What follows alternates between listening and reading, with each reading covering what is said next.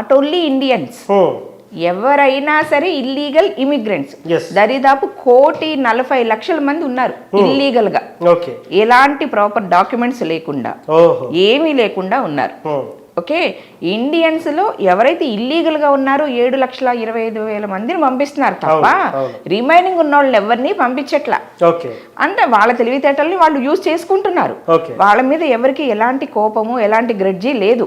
ఇక్కడ ట్రంప్ చేసేది గ్రడ్జితోనో కోపంతోనో కాదు, వాళ్ళ దేశీయులకి ఏదైతే రావాల్సిన బెనిఫిట్స్ ఉన్నాయో వాటిని ఇల్లీగల్ గా వచ్చిన వాళ్ళు దోచుకుంటున్నారు అనే ఉద్దేశంతో. అంటే స్వదేశీయులకు లాభం కల్పించాలి, విదేశీయుల్ని కొంత అరికట్టాలనేది దీని సారాంశం. ఎగ్జాక్ట్లీ అదే, విదేశీయుల్ని కాదండి, విదేశం నుంచి వచ్చిన ఇల్లీగల్ గా వచ్చిన వాళ్ళు. ఇప్పుడు రైట్ రాయల్ గా ఉంటారు.